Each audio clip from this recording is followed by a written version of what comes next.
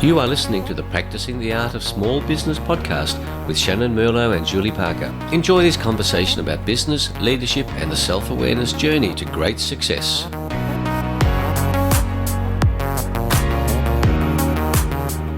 Hello, Julie, and hello, listeners, to Practicing the Art of Small Business. Julie, what episode are we? I've got a feeling it's a little bit of a milestone. I got a feeling it's episode number 5050. That's half of 100. Your maths, if I've done my maths correct. Your maths is incredible. And if you weren't watching us on the YouTube, that noise was me clapping and not anything else inappropriate. What I mean inappropriate is, I don't know, bird flapping or... My gums flapping? Julie's gums flapping. It's dental work. Yes, it is episode number 50. We made it. We didn't even know that we were going to get to 50 when we started this thing.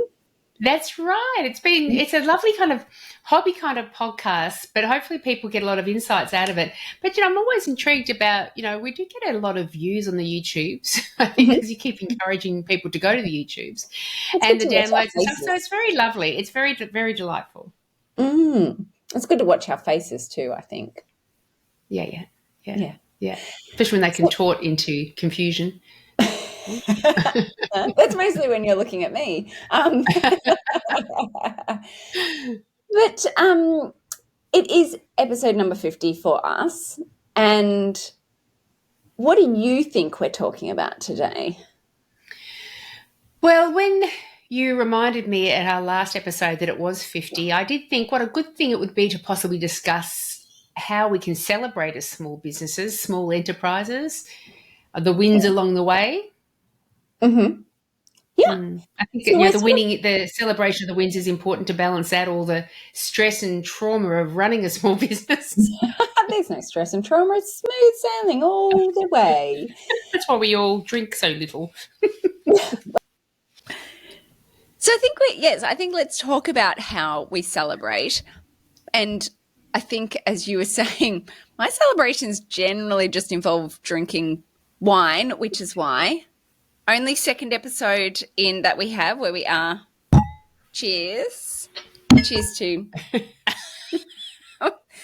That's our audio engineer putting his noises in. Everyone thought those fluffy things around a mic was to stop certain audio sounds coming through. It's really just to stop the wine glass from hitting the mic too hard. Who would have known?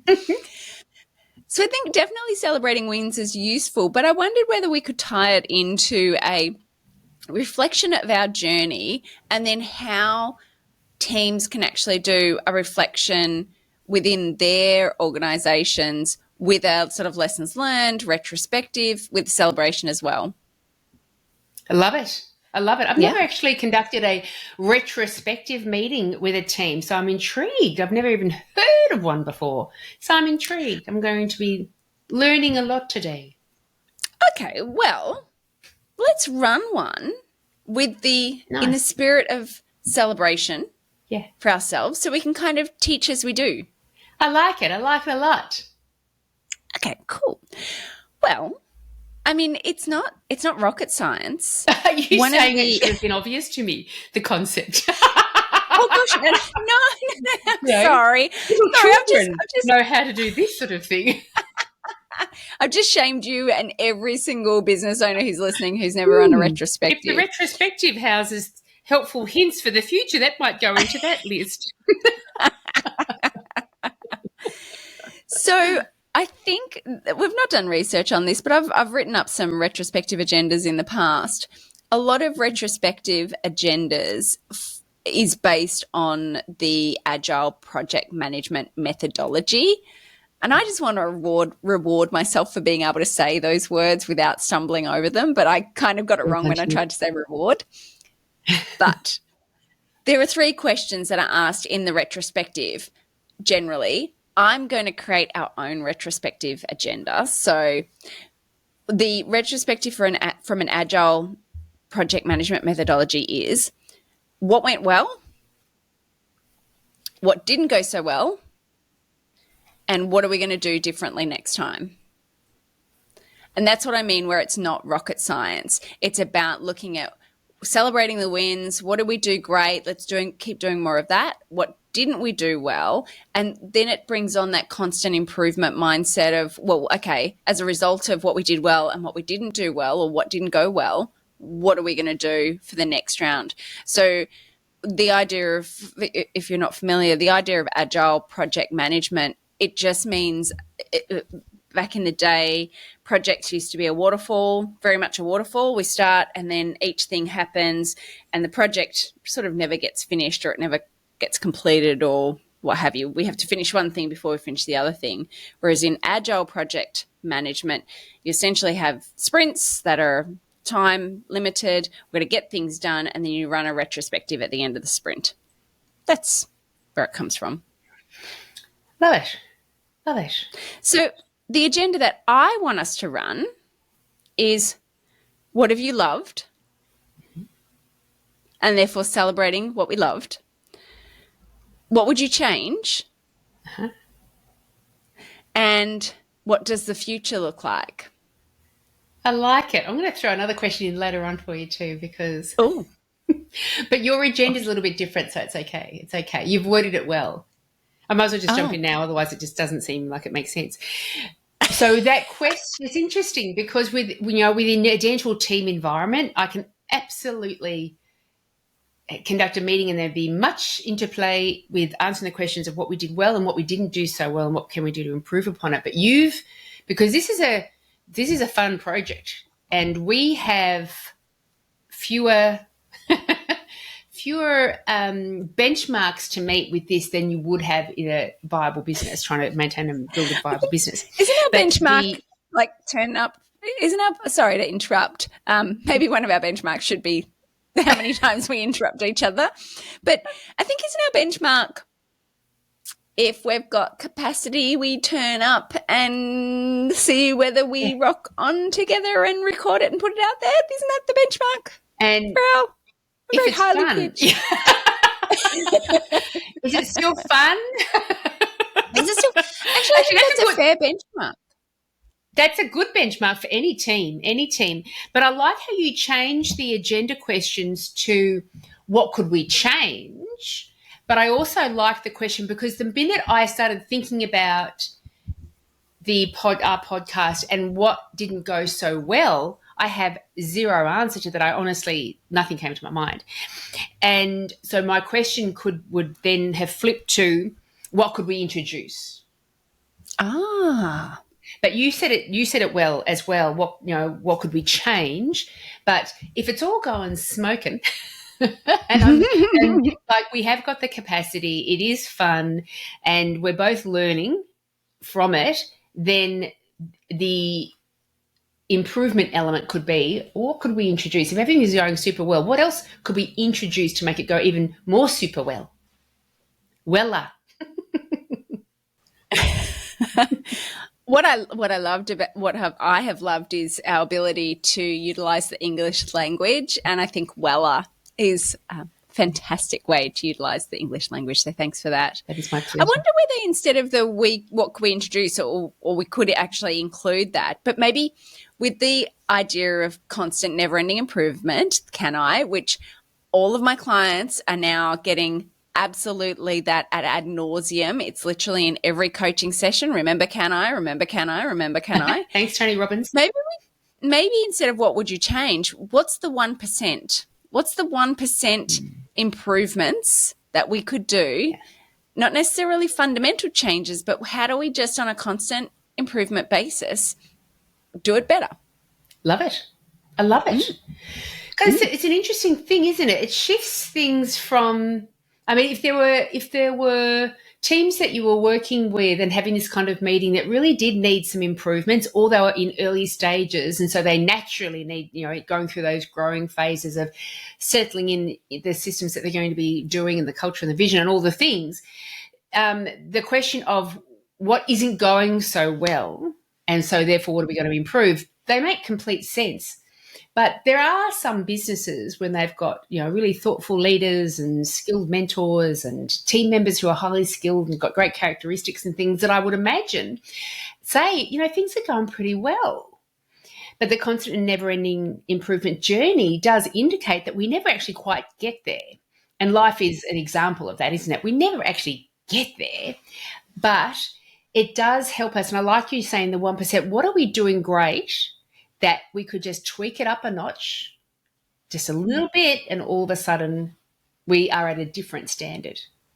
Okay. It's like going from anticipated customer service to unanticipated customer service, isn't it? I was actually going to say that. But I love that you did that. That's a great 1%. I think also in terms of our retrospective and combining in the celebrations, maybe with what I think what's worthwhile doing in this conversation is to specifically call out what are we going to celebrate? Because we can say we loved this, but actually what are the nuggets that we're going to take and really celebrate? And then what are we going to do with that celebration? Because I can drink wine. Till the cows come home. Literally, I plan on drinking wine until cows come walking through Huntingdale. It is 8 a.m, but it's fine. No, it's not. It is in the afternoon. Hey, celebration's a celebration. Don't judge. But to really kind of go, what are we going to celebrate? Yeah, great. I love it. And then how are we going to celebrate? Groovy. Cool. Well, we've got our agenda. I like a framework and an agenda. Very organised. I love it. And how? Got to write it down. Mm-hmm. Julie. Shannyn. What have you loved? I have loved talking about the specific concepts that we touch on every episode, because the way the universe works, it then happens to come up in my life with other people, business associates and dental teams and all the things. And because we've had an in-depth discussion and thought process around it, I appear far more intelligent on the hop when these topics resurface over that next coming couple of weeks. Mm-hmm. So that's really lovely. And it's nice to be able to give ourselves the chance, because we give ourselves half an hour to hash through any particular topic. We really don't do any prep beforehand. We come up with the topics on the spot. And that allows our brains to naturally turn over the concept itself, the topic itself, and reveal to ourselves, discover ourselves how we actually feel about that thing. And I think often we don't sit back and have the time or make the time for the length of a conversation that's required for us to be very thoughtful in our responses around things. They seem to be more immediate. Yeah, that's interesting. I hadn't thought of it like that. We can take an hour to think about that if you like. Let me ponder. Then we'll be able to speak intelligently about it tomorrow. But to be fair, someone's going to ask you the question of what did you love about the podcast, and you'll be able to say, well, actually, I just pondered for an hour. That's it. What have I loved? Can I go on a journey? Oh, please. Let me sit back. Hang on. Should have got a whiskey instead of a wine. Go. You relax. Dim the lights, Julie. I'm going to tell you a story. I'll sit down by your knee. I'll pat you lovingly on the head. I have loved you. End of podcast. That's fantastic. That was a good one. Let's celebrate that. So if you've not listened to, I don't know, our first episode and maybe midway through how it all got started, I'm going to go back in time to a time where we as Melburnians may or may not have been allowed out of the house. And Julie and I decided to catch up on a weekly basis to check in, ponder our navels, talk about life, and see what came out of it. And, of course, if you haven't already caught on, Julie and I are delightfully entertaining to each other. And I believe you believe it was me who said, Julie, do you think if we recorded it, would anyone listen?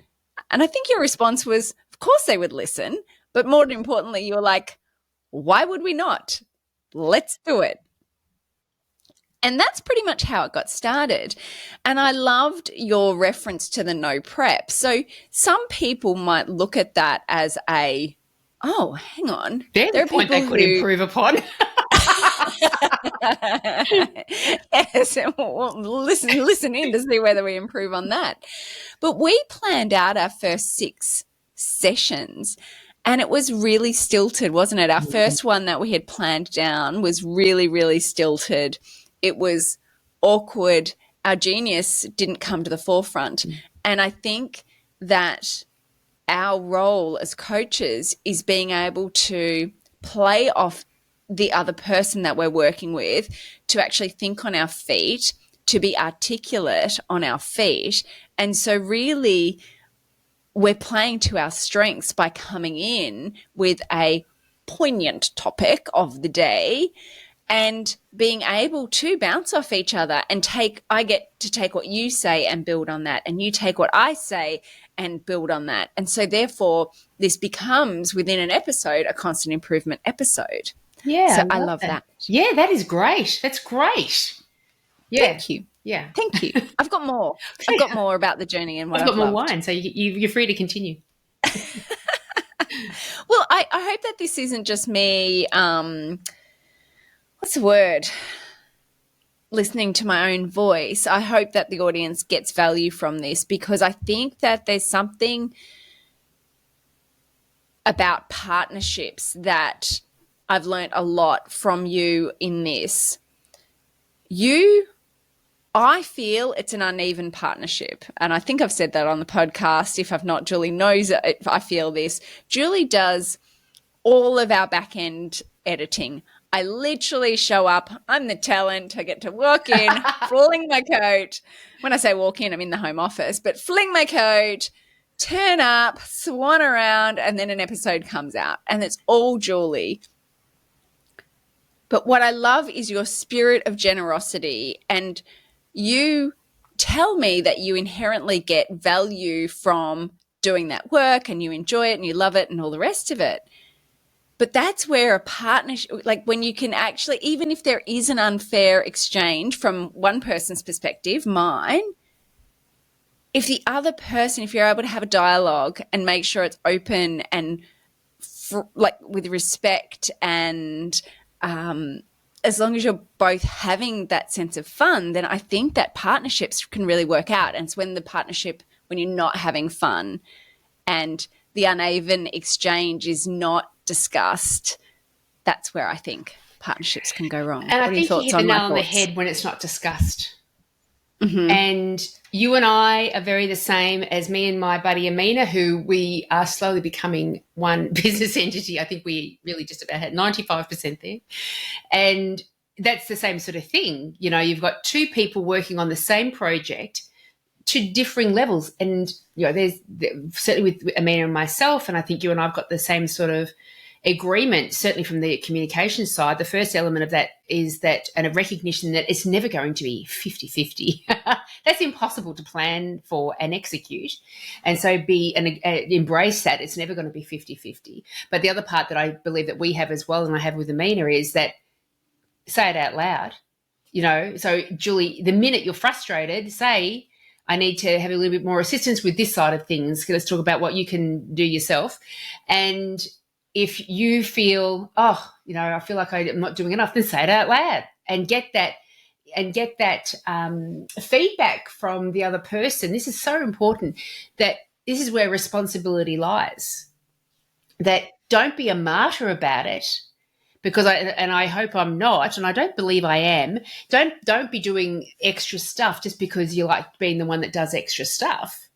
Like, say, if you're comfortable doing it, be right on board, be comfortable damn well doing it and just do it, you know.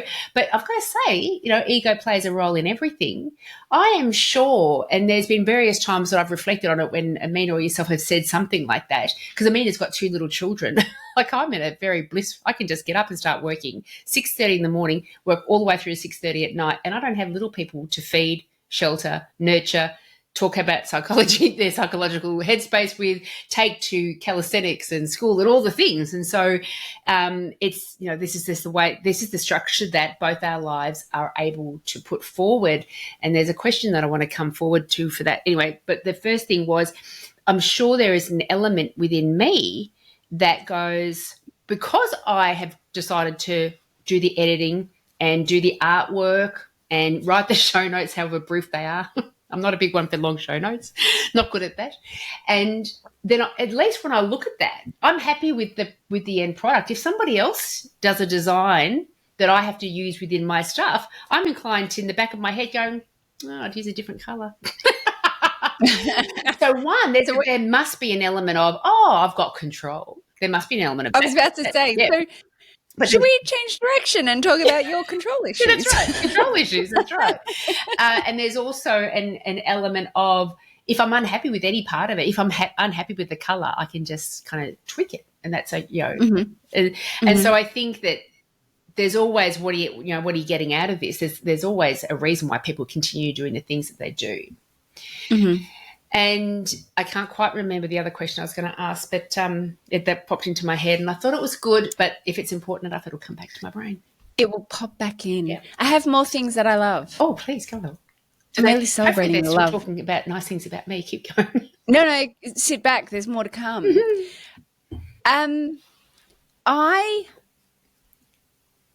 Gosh, there's so much to love about you. This is a love fest. Back, everyone. Enjoy yourselves. You know what? I said I'm getting. If you're not watching the tubes, I'm actually tearing up a little bit. We were going to do an episode, and there'll be a future episode about vulnerability in business. You should try I'm to collect just going the to put it all in a out cup there. and then send them to me. No, in a tissue, an envelope.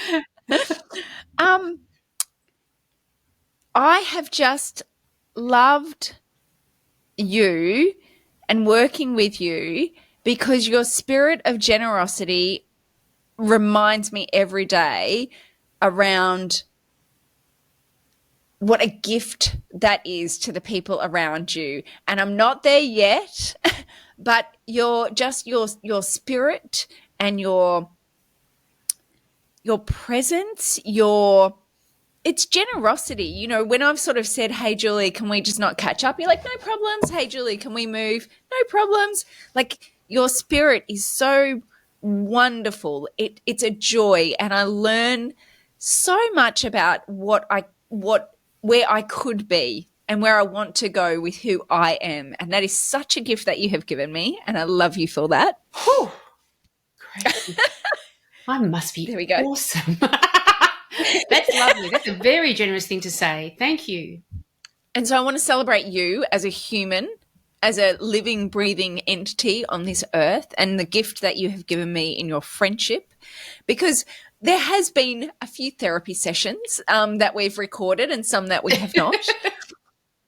And I have just loved knowing that you're in my corner and that your openness, your integrity, I have just loved working with you. Oh, gosh, thank you very, very much. That's very, very lovely, wonderful things to say, but it takes two, baby. I mean, goodness gracious. Like, if you were a nasty biatch, you may not get that nice, generous side of me. I may be a bit more harsh. But no, I think that you should be celebrated, and thank you. And this is the beauty of not actually planning so much, because I don't think in the plan I would have said something like that. So here we are. Here we are. But it's interesting. If I can just kind of hodl on that thought a little bit. Hover. Let's see with the language again. So we'll hodl there. Where there is always, and I'm sure it's not just me, and I've been getting a lot of lessons from this with my relationship with Amina as well, that, you know, over the years, as we start to work with other people in more of in a collaborative space, sometimes there is, when somebody, you know, has run out of time and I didn't get the project did, but I did get my bit of the project done. Just understanding, Eckhart Tolle has played a huge role in my life, just understanding where the ego is rising up and recognizing it for what it is, and recognizing that if I wanted to make that person with any way in my response anything other than, that's okay, no big deal, you'll get it done.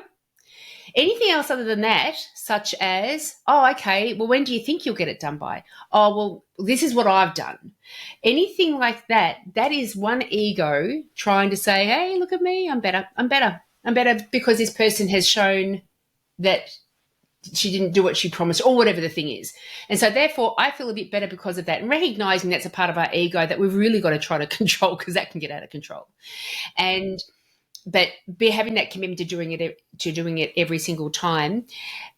So that is one thing that I'm always working on. And so the minute you, for example, have said, do you mind if we don't catch up today? I consciously think, what is the less ego-driven response here to make that person feel completely valuable still? And that's what drives my behaviour in that space. But, of course, I haven't always been that way, be archers in the past. But the other thing as well is that, I try to live my whole life just recognising the universe is playing out in the way it's supposed to. Everything is in its perfect order as of this moment in time. And so if it means the podcast doesn't get recorded today, I love it, because that's the universe directing what's happening. If the person didn't get the thing done on time, I love it, because it wasn't meant to be done on time. But then, so functioning from like this is the way, if this is the way it is, this is the way it's supposed to be. So stop resisting it, just embrace it. There's benefit there. You may see it at the moment, you may see it later on, you may never see the benefit. But just have faith that the universe is rolling out in the way it's supposed to roll out.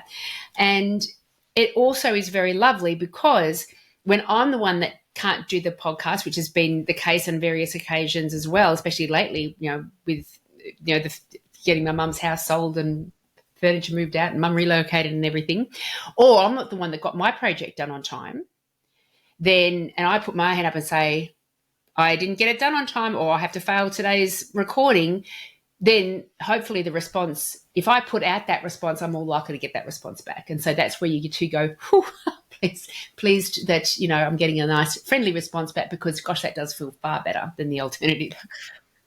I hope so. I hope I haven't sent you text responses with swearing. Angry faces, that's right. Punching fists. How dare. How very dare. Well, my final thing that I've loved is exactly what you've shared there. I've learned so much from you. I think that you're such we talk about the yin to the yang, and I don't know which one's what, but by talking to you and listening to you and that presence that you bring and the way that you communicate with your teams and things like that, I learned so much, again, about who I could be and who I aspire to be. And so I learn not just so much from the topics, but just the way that you communicate and the way that you see the world. And so this podcast is such a gift to me to just learn and to show me what I can aspire to. And so I have absolutely loved that. And the final little love is I love listening back to the podcast. I know, I'm guilty of that. My best friend, ass off at your laugh. There's so many things you say are so funny. Well, my best friend has sent me text messages going, I love your laugh on the podcast. So even if it's not funny or entertaining, hopefully my laugh is funny enough to keep people on the edge of their seats. What's going to be said next? It'll be witty and worthwhile with my ears. Well, I was driving. My sister and I were driving kind of in convoy to a dinner, much like the dinner we're going out to tonight. And so, sorry, I just choked on my own saliva. And so I was driving behind her and I was listening to one of our episodes. I'm laughing. And then the next set of lights, she made sure I pulled up beside her and she wound her window down. And she said, what are you doing? I can see that you're laughing. I said, I'm listening to myself. I'm not it's so entertaining. No ego. No, you always have to push that ego down. Well, that's what I've loved. So in the spirit of celebration, I think I would like to take you out for lunch Oh, is there going and to be wine? celebrate your Is it and licensed? celebrate your amazingness. Oh man, that's very lovely of you. That's how I want to celebrate. Well, definitely. Yes, I'm available anytime tomorrow. Anytime, all the time. Anytime, all the time. But I don't want to leave this episode without acknowledging the contribution that you've made into my life. My knowledge around, because coming from a dental practice situation, it's very small business stuff. And you've done so much work in larger businesses and with one-on-one clients, and you've gone down an academic learning journey that I haven't gone down. And so the amount of pearls of wisdom that are now incorporated in the stuff that I do is amazing. And just yesterday, and I do this often, you know what Shannyn says? You know what Shannyn's got? You know what Shannyn helped me out with? And and I do that around Charles as well. Like, you know what Charles says? You know what Charles's philosophy on this is, on that? And when you do acknowledge where you got the inspiration, the data, the content from, you start to recognize, that's really true, that we are a summary of the 5 people we spend most of our time with. And it starts to make you recognize, man, I'm absorbing a lot of wonderful stuff from the people around me. I've got to make sure I keep these people around me and get more good ones around me. And you're one of my good ones. I mean, I'm mentioning your name all the time. Oh, thank you. Well, I mean, I don't know if it's academic. From an academic perspective, it's like, I have a problem. How do I solve it? Quick, figure it out. Someone out there has an answer. Where are they? Paddle. Read stuff. But research. that's a big part of our work, though, isn't it? And there are so many things that do change within business and leadership, management strategies and things, and there's new ones coming out all the time that can be very, very helpful, or versions of them that we tweak to our way can be very, very helpful. And I was listening to Mark Boris's podcast Mentor just today, and he had a guy on, Scott Miller, I think his name is. And the first Scott Miller that came to my mind, I think, wasn't he an Olympic swimmer that was married to a Australian socialite? Anyway, different Scott Miller. That is what I am not educated on at all. Former Olympic swimmers married to socialites. Okay, well, that's just my hobby. Definitely don't invite me to a trivia night where there's popular culture. I have no idea. But if there's a topic called random facts that you didn't know, I win those. I love it. And so he was Scott Miller he's an expert in mentorship, leadership, all that sort of stuff. And he's got a book out. I'm going to buy that book because you know how some people write a book and then they just kind of relay the stuff in the book when they're being interviewed. This guy knew his stuff. You just know he knows his stuff. And it was tremendous. And one of the things he said, he had a lovely definition of how a leader and a mentor are quite different.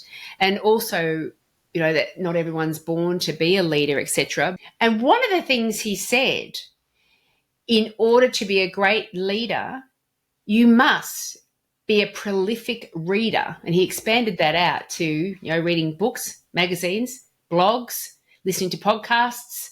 You must be absorbing as much information as possible because there's so much out there. And that's what helps us to be able to process more than just our own information when we're in the moment and trying to come up with a solution for somebody or a better way of doing something. And to be able to be current in the knowledge base that we utilize and spring from when we're working with people and inspiring people. And so, I'm going to buy that book. It's magnificent. But this is what this podcast has been for me too.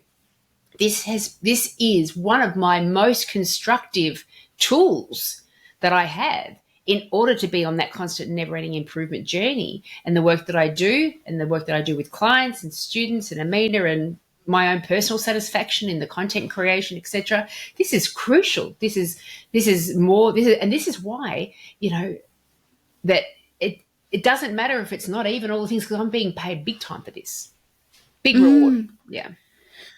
When you said that, I was just thinking about workplaces and what can workplaces take from our little exchange of love here.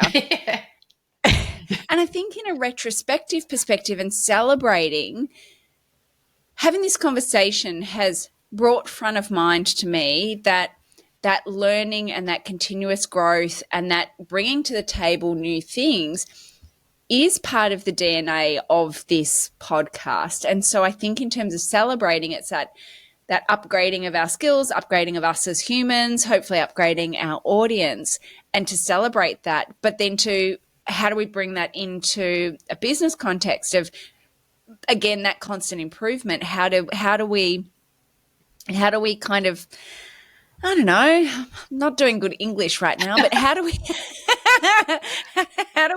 how do we knowing now that we get this incredible value from each other from the learning component, how do we make that front of mind so it's not just a part of turning up, it actually becomes the forefront of what we do? Or do we have to? Well, one of the first thoughts that came into my mind then was maybe the basis from which we develop topics. At the start, we wanted to develop topics that we knew about already, did a bit of research, then come together and chat. And that wasn't all that organic. And then we got quickly to that point of when we jump online together, we ask each other, do you have a topic in mind? Are you working on one particular thing with a client that we could raise up as a topic? And that's what we've run with. And it's been enormously helpful. Recognizing the deeper value it affects the way we approach our work and our perspective of life and how we are developing in ourselves within our lives. Maybe then we can start saying, well, let's start raising topics that we would like to know more about, but that we really don't have all that much experience with, and just see what comes of that as well. So we could ask kind of bigger, deeper questions, for example, and move on from there. Does God exist? And okay, yeah, okay. Well, what I think now we're in that change question. What would you change, or what's the 1% improvement, or what could we introduce? There's 3 questions, but it kind of is in the context of that. So you want to explore God and creation, that's fine. We'd love feedback from our audience on whether that's a topic that we want to bring questions in. Are more around, you were talking before about learning and from each other in terms of the impact that we're having on other people and how we get the best out of ourselves. And so maybe it's more around recognizing a discomfort that we have or a resistance that we have around a thing. And confrontation is one that is brought to my mind because Scott, whatever his name was talking about that. Scott Miller mentioned something about confrontation. And then we just delve deeper into that. What does it actually mean to us? Because this is our allocated space that we've got to expand our mind and actually quiz ourselves. How do I actually feel about that? Mm-hmm. Scott Miller mentioned that he said Matthew McConaughey's wife, Camilla, I think her name is, or Carmelia, something, Camelia.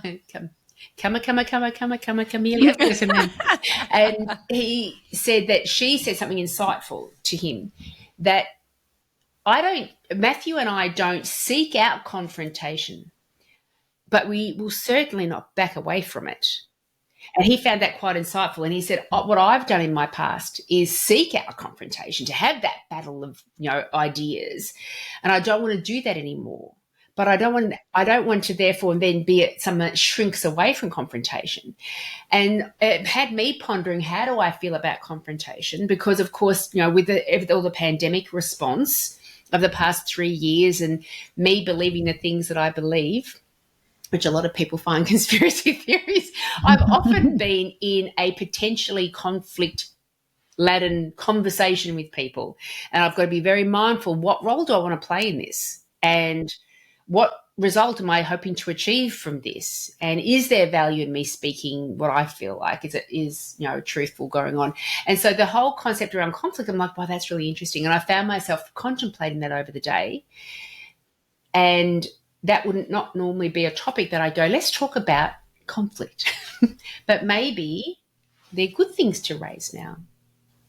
Yeah, I think, I mean, There's a good portion of the podcast, probably episode 10 through to 30, where I was in a lot of discomfort just generally. But I think leaning in without me getting on the therapy couch is a good thing. I think I just wrote down, after I wrote down discomfort confrontations, I wrote down frameworks of how to think. So one of the things that got reflected back to me quite a lot from clients that I work with is I teach them how to think differently. And I'm like, if I'm teaching them how to think differently and better, and we assume it's better. That's right. Now I'm more eagle in my intent and it feels good.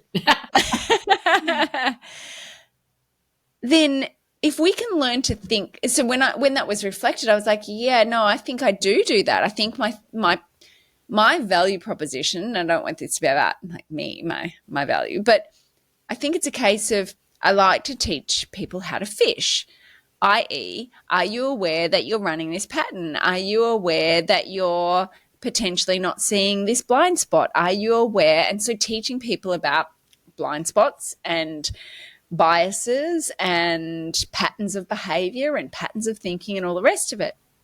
And so I wonder whether, as part of that discomfort, leaning into discomfort, it's not so much an exploration around how we feel and me on the therapy couch, but can we give our audience the gift of the framework to actually then take away of how do you deal with this? What are the ways that you can think, or a structure of an approach to address that, i.e., exactly what you said, the conflict. You run through a series of questions in your mind, consciously or unconsciously, of what do I want to get out of this?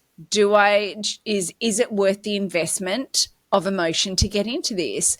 What am I trying to learn here? What part of my ego am I going to bring to the table here? I think if we can elevate the podcast by giving more thinking frameworks, even just so as an example, I do a journaling. I'm part of a journaling community with the wonderful Ingrid Jones. Do yourself a favor, journal with Ingrid. And each Saturday I attend a journaling session with her, and she runs through a framework that the framework stays the same, but the examples adjust. And she's taught me how to think through a problem using journaling. And I just wonder whether we could elevate the podcast with more kind of instructional things like this.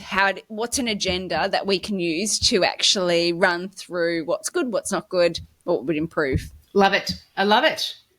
Wonderful. What could you introduce? What were you going to introduce? I hadn't actually come up with an answer. I just came up with a question.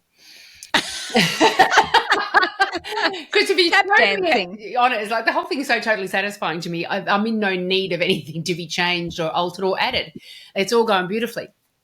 If I was to put myself in the position of the 1% improvement for constant never-ending improvement, what could we introduce? There are random things to introduce, but would it take away from the essence of the podcast? For example, we get inquiries every now and again of people that would like to be guests on the podcast. They're promoting their book, I love those. Their course, whatever. And so I tend to go, no, that's not what we're all about. And so you've got things where you go, what other podcasts do this? And so we could introduce that stuff. But I'm happy I think you answered the question with that. It's not because I just enjoy this little niche that we've created, I think, that was there that we're tapping into. So I do enjoy that. But what could we introduce? Maybe more Google reviews or podcast reviews and 5 stars from our listeners that do like to hear us. Yeah, we would love that. We would love, if you have listened or you are listening, we'd love a little shout out. I had a colleague of mine, associate networking, someone I know, listened to a podcast, and they sent me a text message said that they absolutely loved it and they were laughing out loud. That was our Opinions Are Like Butts episode. And if you're thinking that you're enjoying it, tell someone about it. Actually pass it on, because if it adds value to you, then it might add value to someone else. My mum gives me And it's feedback. She says, I like what you said with Shannyn on that thing. I'm like, oh, thanks, Mum. Thanks. Bless her. It's nice. Bless her. Well, a final question, Julie. Either what does the future look like? Well, that was a question. What does the future look like? What do you think the future looks like? Give me your crystal ball. I would like to think that we are actually developing a bit of a body of work. And it's going to be a lovely resource for anybody who is a manager or owner of a small business, and they're on that constant never-ending improvement journey, and it plays a role in that, of exposing them to different thoughts, ideas, perspectives, and whatever experience that we put forward that can help even other consultants and coaches. I think we get a lot from this as well. And I see that as a constantly accumulating thing, this body of work. I don't know how long it's going to go on for, but for me, it's a little bit like your journaling. It's a little bit like, well, I've got no end date in mind. I'm enjoying it so much. I'm growing from it. I'm learning about it. I'm articulating my ideas out of my mouth rather than just thinking them, so I can better articulate them when I'm in a conversation with somebody else. I'm achieving great reward from it, and so I just hope it continues and has a natural progression of getting better, because as each conversation goes by, we get better as well. I think from that, I would like to work out how I can promote it more, because I think that I haven't always promoted it as well as what I could. And when people do listen to it and provide feedback, they get so much value from it. And I think that, from my perspective, it's such a passion project that I love doing. What happens with it is almost insignificant. I agree with you. That's my approach as well. But I agree. I think if we've got a niche that would enjoy listening to us, and so it's about because I could be promoting it more as well. You can, and with all these different applications and things, you're never doing it properly. There's always area to improve in that space as well. But where are people residing, and what are they looking at, and where would we put ourselves so they get to actually find out about us? We might need to get on the TikToks. Oh gosh, I've just gotten on TikToks with Amina and Dental Business Mastery. Oh, I still don't understand it completely, but her daughter is putting us through a bit of a training program. She's 14. Can she take our recording and just TikTok it? Well, and it just shows my age, doesn't it? When I'm like, can we just TikTok it? I think her business told me about this one. Video.ai, so vidyo.ai. I'm going to do it for this episode. Okay. I did it for a podcast episode I do for dental stuff. It was an interview I did with Dr. Jeffrey Kestenberg, a magnificent dentist who, gosh, just so inspiring in the way he approaches team management, etc. And I threw the podcast into vidyo.ai, and it generated 32 snippet versions with closed captions and I just choose the layout that I want out of the dozen layouts that I've already got, and I can just push them out. So that's actually, I think I'm trying to say it right, video, .ai. I think that would be actually possibly a very effective way for us to promote this, because we do have little, one-liners that you go, that's a good one-liner. I'm going to put our hook into that one. Last question, because we've got to wrap, because you've got to run. We've got to wrap to dinner, run. And soon I'm going to have lunch. Dinner. Very, very important. Life is pretty good for Julie. I'm going to celebrate by... I'm not drunk, I swear. Yeah, she is drunk. Doesn't take much. She's a slight frame. I'm going to celebrate by taking you out to lunch and celebrating your greatness. But pretty much my celebrations revolve around just having a conversation and saying cheers to that. How should we celebrate, and how could organisations celebrate as part of their retrospective? I think acknowledgement and validation is so huge. Ego-driven, sure, but albeit huge. And so when you pinpoint something, like when you were pinpointing me out before, there's an element of, embarrassment and do I deserve it and all those sort of usual feelings that go along. But you do go, oh, this feels much better than the alternative. This feels pretty nice. And so you want a pay rise now, don't you? Pardon? You want a pay rise now, don't you? Since you find me so appealing, let me just put a dollar figure on Julie, that. Here's the thing. I'm going to give you a 10% pay rise of what you're getting right now with our collaboration. So I get 0. Fantastic. 10% on 0 is 0. You are welcome. You're welcome. Yeah, you deserve more, but you can't afford it. And so I think just when rather than saying, team, you've done a good job, go into every single team member and say, you're good because this is what I love about you. I love many things. This is the thing that's coming to my mind straight away. You're good because of this. You're good because of that. I think that's very powerful. And then recognize, so, bring our minds to AFL football team, because that's the team that I relate to most, that the Rovers and the defenders and the goal kickers, the forwards, all the thing, doesn't matter how much of a superstar each individual is, they don't get the ball if everyone else doesn't do their job. They don't win the game unless everyone else is working together. And so when you've pinpointed why everyone is magnificent at what they do, and you've made it very specific, and in terms of, to give you a further example of that, Joy, the way you are with patients, when they walk in, you meet their eyes straight away, you welcome them in so warmly, like they're coming into your home. I love that about you. The next team member, Catherine, you do the KPIs. I can always have faith that you are on the ball. They're always accurate. I never have to question because you are so detail orientated. I love it. And you go through each of your team members like that. But then you say, now, because every one of you are doing those things as a group, only because of that, this practice is successful, this business is successful, only because of that. And I want to say that I often hear stories from other business owners that their team aren't aligned with the goals, or they're not doing their jobs properly, or it's a constantly changing team, and the challenges that develops and the stress that they have. And I don't have it. And from the bottom of my heart, thank you so, so much. I think about it all the time, and I'm always grateful for it.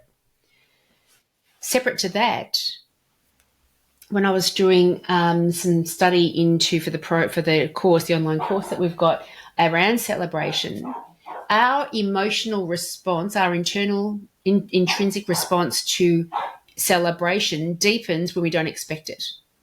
Mm-hmm. So sometimes we think we've got to plan this big event, the big dinner, the whatever, but maybe when your team members just turn up one day and you've got this beautiful fancy breakfast that's been brought in from, I don't know, wherever you bring breakfast in from, or you say, you know what, you've seen that we've blocked off 3 hours for lunch and you never knew why. I'm telling you why right now. I'm taking you all out for dinner or out for lunch.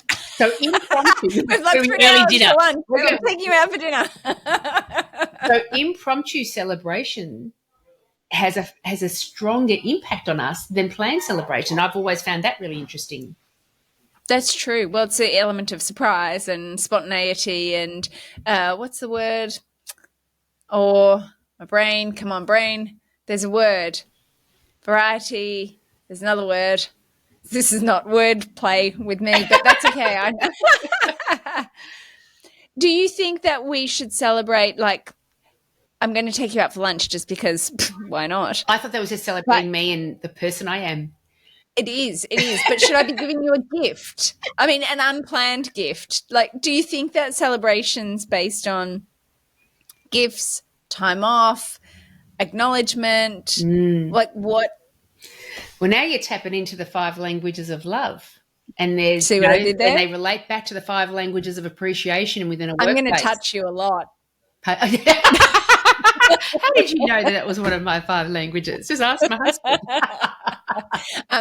If you are not familiar with this, there is a book called The 5 Love Languages. It is actually a really, really good relationship book, because when you know your love languages and you know your partner's love languages, there can often be, not often, but where there's a disconnect is because you're not communicating with each other based on the love language. But then it got extrapolated out into love languages in the workplace. And physical touch is one of the 5 love languages. That's my one. Here we go. There you go. Julie's showing that. That's why you need to be on the tubes. It's by Gary Chapman. Keep going with the love languages. So he then created that and then had the ascension model of like, how else can I make money out of this book, and let's bring it into workplaces. Now, physical touch, obviously, with all the laws and appropriateness there, but it's still okay to, it's not okay to tap your work colleagues on the butt, but it's okay to do a little arm tap. Yeah. It's not okay to massage the receptionist's shoulders. I actually, interestingly, you say there's a long list of it's not appropriate. It's not appropriate. Long list of that. Yeah. I think that I've got a post coming out tomorrow, which my very first workplace, the boss was probably inappropriate. When I say probably, was definitely inappropriate. Used to often stand behind me at the reception desk and massage. Not appropriate. Not appropriate. So if ever you're questioning what is appropriate. What's going to happen at this lunch? If none of that's going to happen, what is going to happen?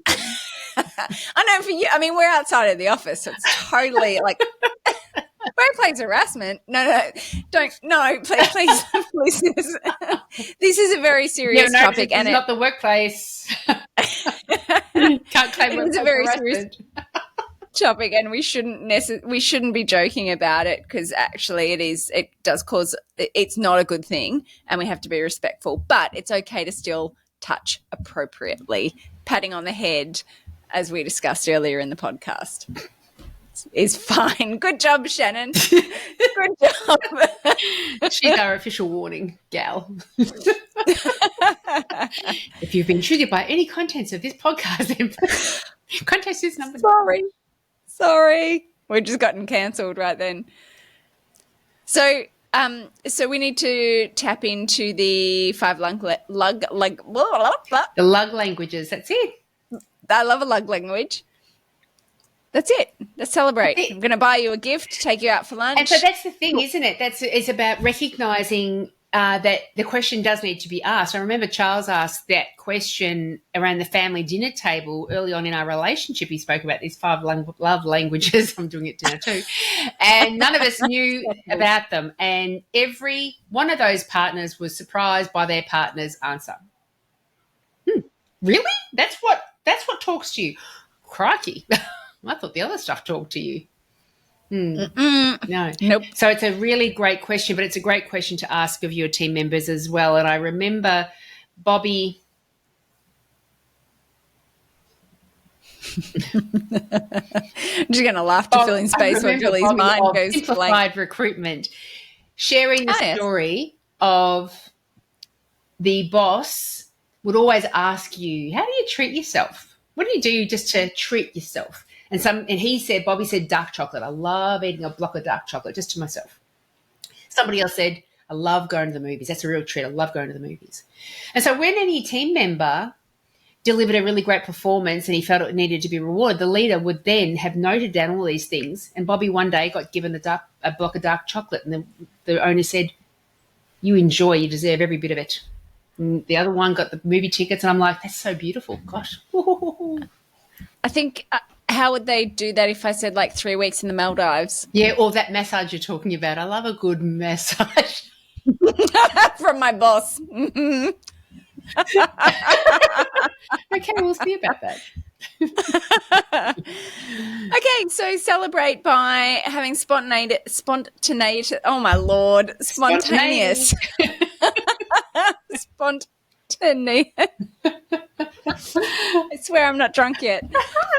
That's spontaneous. You should hear how she sounds when she is drunk. Think about love languages, element of surprise, but also element of surprise wrapped around how does the team want to celebrate, and you can always wrap that into a dialogue with the team. If we achieve our goals, how do we want to celebrate? What do we want to do as a team? So we're all working towards that celebration. And I'm just going to take Julie out for lunch. Woo! That's Snaps awesome. to Julie. If anybody else out there wants to take me out for lunch, I'll send you my calendar link. I was going to actually say, I thought you were going to say if anyone else wants to come with us. And I was like, okay. They're welcome. If sure. they're a fan, they're welcome. They're welcome. They're welcome. If you've got criticisms, that's not the lunch for you. It's a different lunch. Yeah. We'll plan a separate session for that. This is a love lunch. Yeah, that's it. It's a love language lunch. Yeah, lunch. Because one of my 5 love languages is eating and drinking. Lunch. Eating, drinking, good company. Touching while eating. I think that's in there. I'm sure it is, yeah. At the very least, it should be number 6. Well, thanks, Shannyn. Thank you. And congratulations Cheers to us. The wine is empty. The glass is empty now. You've done very well. You really are drunk. I topped up. You topped up. I topped up. Yeah. So I'm driving till dinner now, so I can't have another one. I had a small one. I have to go feed my friend's cat. They had a baby this week, so I'm gonna wander over to feed Hugo. Nice. Hugo got a song last night. Hugo the Wonder Cat. Yeah. Anything that rhymed with cat got thrown into the song. Hat. Pat. Mm-hmm. Matt. I'm trying to do that. There should be more words than this that I'm coming to. So I think I sung like Hugo the Wonder Cat. He is a cat and not a bat. Hat as well. There's many words. Yeah. I'm very, very. You're like a songwriter. Creative. Mm-hmm. Yes. So yeah. But well, I feel sorry for the cat, but anyway, that's okay. He needs to be fed by somebody. Just that's his love language. Bad songs. But cheers to us. Cheers. 50 episodes. Woo-hoo. I love working with you. Thank you so much. Ditto, baby. What's going to change is we're going to keep with this Love Fest. We're going to be a little bit more conscious about how to bring more learning and more maybe deep in the questions. Deep in the questions. Get really philosophical. Gosh. Yeah. What do I? And Julie wants me to touch her more, so that's how we're going to celebrate. I am looking forward to that. And it's been a while. You touched me this many times this past month. We'll come back at our next podcast episode with the benchmarks that we've set of the amount of times that I need to touch Julie in the year. Given that we do this via Zoom, it's going to be interesting. You can do it via Charles. Ooh, that'll be erotic. By proxy. That's not going to be any fun for me. And let's move on. Let's move on. Julie, I love working with you. Thank you for 50 episodes of love and support, because it wasn't 50 episodes of just the podcast. It was 50, probably 90 episodes of catching up and communicating and sharing you. And thank you very, very much. I love it. Lots of love. See everyone next time. Thanks, y'all. Bye.